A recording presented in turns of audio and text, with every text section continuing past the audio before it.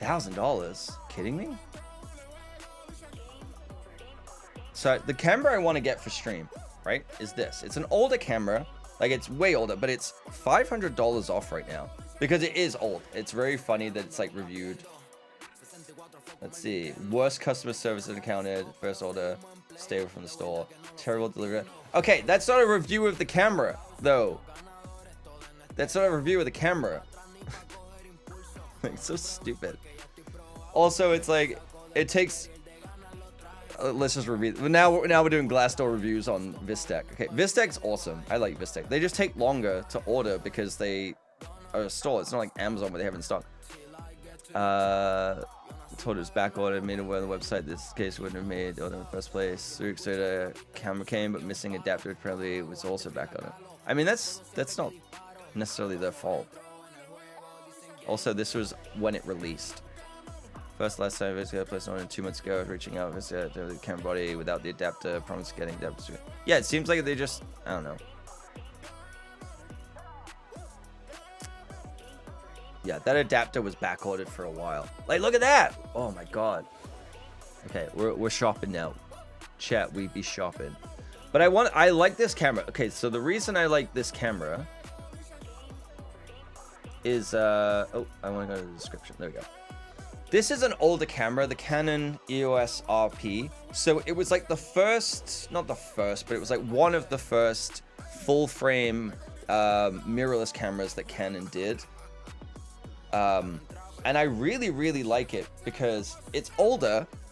I don't think it has heat issues per se, but it's definitely not the best camera for video. I will say that. It's definitely not the best camera for video. However, for streaming, it is full frame, has incredible autofocus. Canon has pretty okay colors. Everyone's like, oh, they're so great. They're okay. They're fine. They're fine. But it does 1080 60. What is an auto? Oh no, I don't want the auto. Yeah, for streaming, it does 1080 60. So I recommended this camera to Carson Druitt, who did our emotes, and I think he really likes it, and he uses it for his stream. It looks so good, and then it has like photography on the side, which would be great for on-set stuff. So I'm like, fuck, for $1,000, like I know it's like on sale, but $1,000, and then you add like a 28mm like RF lens, like a pancake lens, as thin as the one I just showed you, but would actually fit properly. Actually, this would work on the red as well. $300? Okay, no, I don't have a job right now. Let's not buy stuff like this. But I love little pancake lenses like this because it would look so good. Is this and it's full, this is a full frame, hang on, a full frame 28mm f2.8 lens? Are you kidding me? For $300 Canadian? Chat, you've lost me. I'm sorry. This is my life now. This is where I live. But yeah, I want to get this. I want to get this for stream eventually. In an ideal world, I would actually buy, to be honest. Although Blackmagic don't sell it on their website anymore. They don't sell it on the website, but let me go here. Should I get it and not use it for video? I mean, if you want a full frame camera, I mean, it's not the highest resolution. It's like 26 megapixel. So what's that, like 12K photos? Not bad. Maybe it doesn't make sense as a... I think it doesn't make sense if you're really into photography. I think there's better options for that. It is an older camera. But in terms of what I would use it for, I think it would actually be really good. What does a full frame mean for a camera? So full frame is the size of the sensor. Whenever you see a lens that says like 35mm, 50mm, that is a full frame equivalent, which means like it's 1:1, right? So a 50mm on a full frame lens will be the equivalent of 50mm. It will be true 1:1. Whereas on other lenses like a Super 35, which is a crop sensor, which is usually 1.5. My red is 1.35, which I really like it being in between. It means that a 50mm will be more like an 85. So it's all about like the image circle. Then you have things like VistaVision, which is even larger. And then you have like IMAX, which is like crazy large, which is why some lenses, they won't just say they cover full frame, but they cover large formats, which is like even bigger. I don't know why they do it that way. Like, why not just make it like Super 35 was the thing for so long. Why make a 50 mil, but it's actually an 85? You know, like it doesn't really make sense. But I think it came from like there's a thing called medium format too, which is like large format. So it's like making sure that those lenses cover everything. So if you start at like 1:1 and then you make other sensors, it's cheaper to make a Super 35 sensor than it is a full frame sensor because of so many factors of like the readout speed and whatnot, of like how long it takes for the image to process from the top of the sensor to the bottom. Because a lot of them, what they do is it's like a progressive scan versus a global shot. Getting into a whole thing now.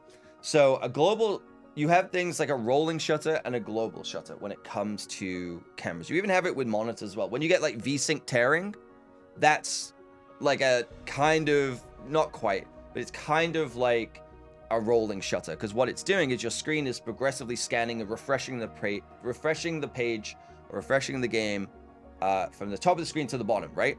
And so when you have a VSync issue or a sync issue, it's that as the screen is refreshing, the top of the monitor, the top of the screen has moved while the bottom is still in that process of refreshing. That's why it gets out of sync, because your monitor might refresh at 100 or 60 hertz, but the game is running at 108, let's say.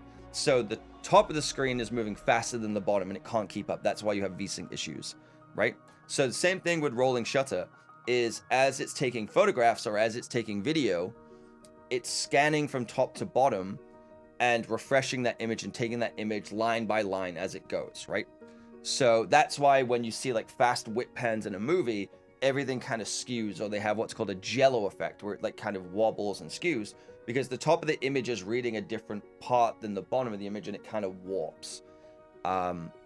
So to make a sensor that is Super 35, it doesn't have as far to go. It doesn't have to refresh as much of an image. So it's cheaper to make. You don't have to increase that, I guess, latency. That's not the right word. I can't think of the right word. Didn't expect to learn that today. Yeah. So yeah, you have that. So progressive scan, think of it as like VSync, like VSync tearing or tearing. It's the same principle. So it might take, 18 milliseconds for a full frame to refresh, but for a Super 35, it might take 8, right? So you're reducing rolling shutter, so you're not getting that jello effect. And often you can get higher frame rates. Resolution, you can technically get more of, or not more of, but like you can still get high resolution on a Super 35. Like the red is 6K and it's Super 35, right? But it means that there's more pixels packed in on that sensor. So often that means it's not as good at low light. And like you can get other little small issues with it. Whereas if you had a full frame sensor, which is, 50% larger, or, depending on what it is, if you had a 4K sensor that's Super 35, let's say like this, okay? You have the phone and you have an iPad, right? Let's say that's the difference of this, like this is Super 35, this is full frame, okay? Packing in 4K into this is doable, right? It is doable. It means that it won't have as much sensitivity to light because each of those pixels is smaller. But if you put 4K onto this, each of those pixels is way larger, which means it can absorb more light, which means it's more sensitive to light, which is why a lot of people gravitated towards the Sony full frame cameras. And you see all the trailers and things like that, or the promotional videos, or people just making videos where it's like shot in moonlight, because they can use a high sensitive ISO, and it will be clean because each of the photo sites on the sensor is larger, which means it absorbs more light, which means it's not as noisy, and so on. So you can get better, not technically better dynamic range, but you can shoot in better or worse lighting conditions on a full frame camera than you can on a Super 35 because of those things, like the sensitivity to the light, right? I'm probably butchering all of this and saying it wrong, so I apologize if anyone's watching and is like, the hell is he talking about? That's wrong. But I'm trying to explain it in like a common kind of way. So yeah, you end up getting a lens like that. So often, especially now, it makes more sense to buy a full frame lens, even if you have a Super 35 body, because that lens will, like, investing in your lenses will last you a lot longer than investing in a camera or a camera technology, because the sensor could burn out, it gets older, the file formats might not be supported, the cards that you record to might kind of become old technology. That's what, like, for example, my Red shoots on Compact Flash 2.0 cards, which kind of are still made, but they're very expensive. Whereas now we have CF Express Type A, Type B, or whatever that the Sony cameras use. Even the new Reds use those because they have high capacity, they're fast, and they're cheap to make. The CFast cards, I would spend, I don't know, $300, $200 on 256 gigs. But for the same price, I could get a 1 terabyte CFast card, but my camera doesn't take it, right? So it has antiquated technology in them. So that stuff will always be evolving, but good high quality glass and lenses will last no matter what. The only thing that will really kind of fall shy is maybe as they get older, they might get more scratches, they might get a little bit of fungus in them from like moisture.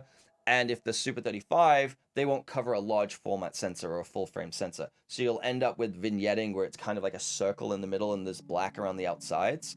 Or you get like, maybe it does have close to coverage and you'll get fringing on the sides where the quality of the glass isn't as good on the edges as it is in the center, because that's really the focus. So investing in a good set of lenses is more important than investing in the camera in and of itself. And learning the skills of how to get the most out of that camera is more important, again, than the camera. That's why you can get a professional using a low-end camera and make incredible stuff. That's why you have films like Tangerine, where it's like shot on an iPhone 5? 8? And it's a great movie. But then you had, or what's it, Unsane by Soderbergh, where he made a film on like the iPhone 7 on the iPhone 8. He made a Netflix show on the iPhone 8. And it's like, it's all about the storytelling, right? Because great filmmakers, great cinematographers can get the most out of whatever gear they are using. Versus you have like an amateur that's using an Alexa 65, the same camera they shot the Avengers on, and it looks like crap because they focused on the wrong things. They spent all of their money on a camera and didn't know how to use it and didn't know how to tell a story and, you know, everything else. So I don't think that the camera is that important when it comes to that. When it comes to streaming though, having a camera that does 1080-60 with great autofocus and decent like colors is kind of useful, right? The difference, like the reason I was like, oh, the Red looks the same as this, like it might have a little bit more roll off, it might have a little bit more flexibility and dynamic range in this, but it's not going to look that much better than the Pocket camera or even like the Osmo Pocket. Like it will look better than the Osmo Pocket if you put it side by side. But what it comes down to is the lighting. If I get my lighting better and I dress this room and make it more into like a set, if you will, then it doesn't matter what camera I'm using, right? So a $1,000 camera would be amazing for streaming because it will check all those boxes. Full frame will just get me shallower depth of field and I can buy wider lenses. So that 28mm would be pretty sick.